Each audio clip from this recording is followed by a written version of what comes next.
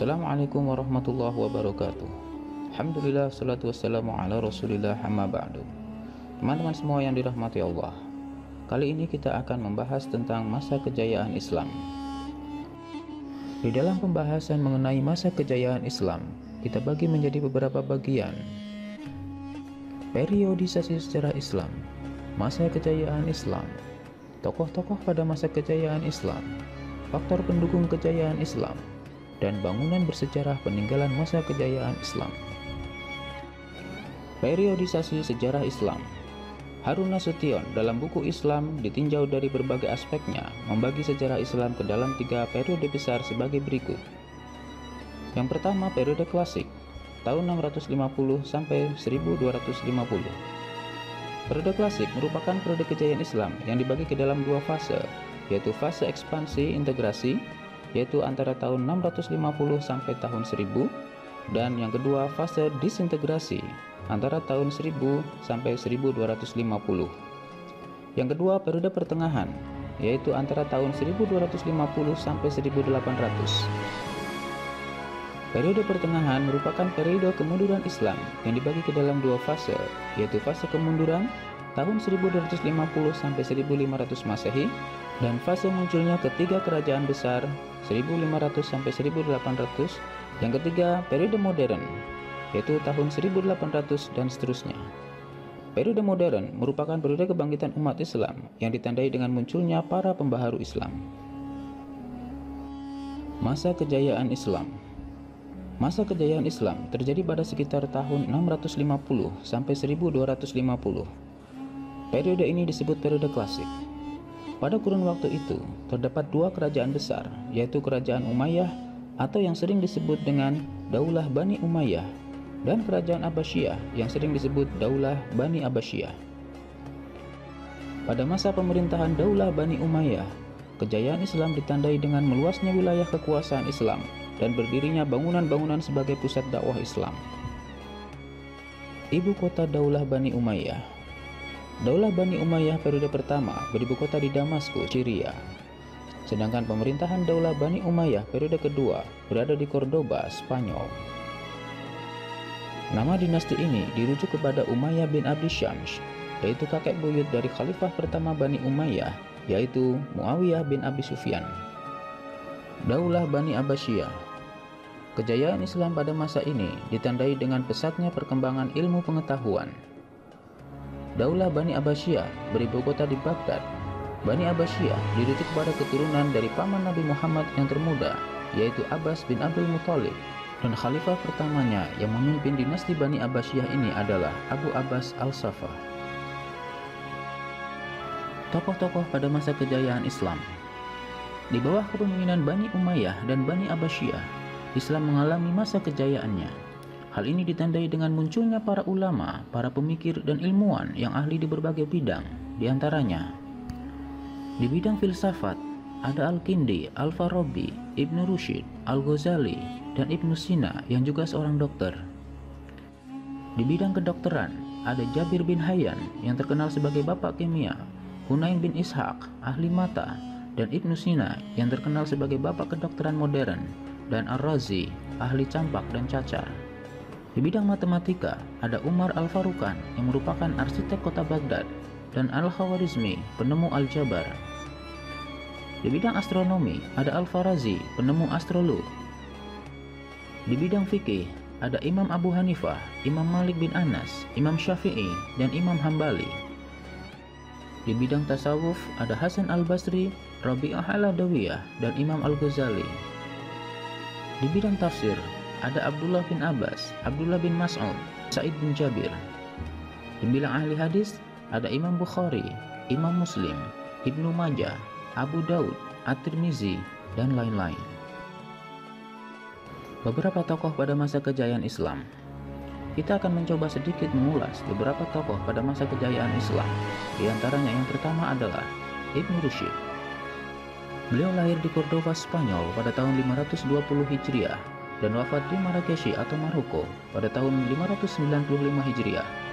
Beliau menguasai ilmu fikih, ilmu kalam, sastra Arab, matematika, fisika, astronomi, kedokteran, dan filsafat. Karya-karya beliau antara lain kitab Bidayat Al-Mujtahid, kitab yang membahas tentang fikih. Berikutnya adalah Imam Al-Ghazali. Nama lengkapnya adalah Abu Hamid Al-Ghazali. Beliau lahir di desa Ghazalah dekat Tus, Iran Utara pada tahun 450 Hijriah. Beliau wafat pada tahun 505 Hijriah di Tus juga. Beliau dididik dalam keluarga dan oleh guru yang zuhud, hidup sederhana dan tidak tamak terhadap duniawi. Di antara kitab karya beliau yang terkenal adalah kitab Ihya Ulumuddin, yaitu kitab yang membahas tentang masalah-masalah ilmu akidah, ibadah, akhlak, dan tasawuf. Berikutnya adalah Al-Kindi. Nama lengkap beliau adalah Yakub bin Ishaq Al-Kindi. Beliau lahir di Kufah pada tahun 805 Masehi dan wafat di Baghdad pada tahun 873 Masehi. Beliau adalah pakar bidang filsafat, logika, astronomi, kedokteran, ilmu jiwa, politik, musik, dan matematika. Al-Farabi. Nama lengkap beliau adalah Abu Nashr Muhammad Ibnu Tarkhan Ibnu Uzlaq Al-Farabi. Beliau lahir di Farabi, Transoksania pada tahun 872 Masehi dan wafat di Damsyik pada tahun 950 Masehi. Beliau merupakan keturunan Turki. Al-Farabi menekuni berbagai bidang ilmu pengetahuan antara lain logika, musik, kemiliteran, metafisika, ilmu alam, teologi, dan astronomi. Di antara karya ilmiahnya yang terkenal berjudul Ar-Ra'yu Ahlul Al-Madinah wa Al-Fadilah, pemikiran tentang penduduk negara utama. Ibnu Sina.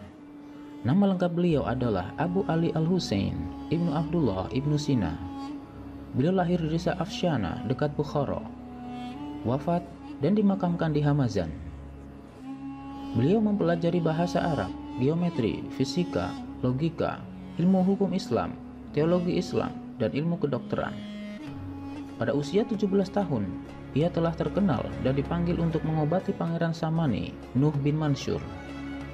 Beliau menulis lebih dari 200 buku dan di antara karyanya yang terkenal adalah Al-Qanun fi At-Tib, yaitu ensiklopedia tentang ilmu kedokteran, dan Al-Shifa, ensiklopedia tentang filsafat dan ilmu pengetahuan.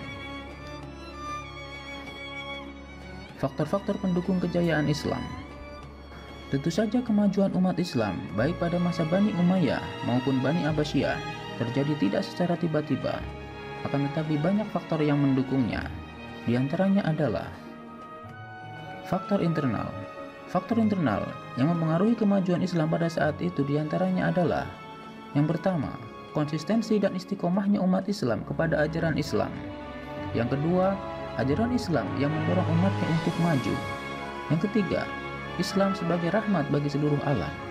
Yang keempat, Islam sebagai agama dakwah sekaligus yang mengajarkan keseimbangan dalam menggapai kehidupan duniawi dan ukhrawi.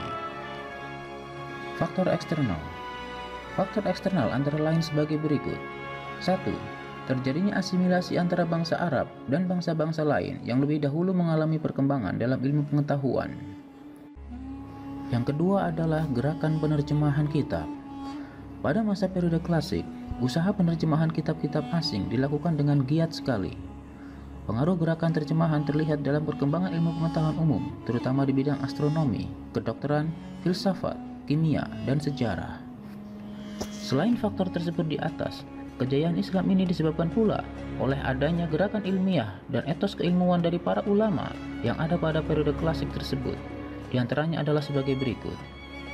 Yang pertama, melaksanakan ajaran Al-Quran secara maksimal, di mana banyak ayat di dalam Al-Quran yang menyuruh agar kita menggunakan akal untuk berpikir. Yang kedua, melaksanakan isi hadis. Banyak hadis yang menyuruh kita untuk terus-menerus menuntut ilmu. Bukan hanya ilmu agama yang dicari, tetapi ilmu-ilmu lain yang berhubungan dengan kehidupan manusia di dunia ini. Ketiga, mengembangkan ilmu agama dengan ijtihad dan ilmu pengetahuan. Maka pada saat itu banyak bermunculan ulama fikih, ulama tauhid, tafsir, hadis, ulama bidang sains, kedokteran, matematika, optik, kimia, fisika, geografi, dan lain sebagainya. Yang keempat, ulama yang berdiri sendiri serta menolak untuk menjadi pegawai pemerintahan. Peninggalan sejarah Daulah Bani Umayyah diantaranya adalah Masjid Agung Umayyah di Damaskus, Suriah, Dome of the Rock, Masjid Kubah Batu di Yerusalem, Palestina. Istana Alhambra di Granada, Spanyol. Peninggalan sejarah Daulah Bani Abbasiyah, bekas Istana Daulah Abbasiyah di Baghdad. Al-Mustansiriyah, universitas tertua peninggalan dinasti Abbasiyah di Irak, dan Masjid Samara yang terletak di Samara, Irak. Demikianlah pembahasan mengenai masa kejayaan Islam. Selamat belajar, semoga bermanfaat. Assalamualaikum warahmatullahi wabarakatuh.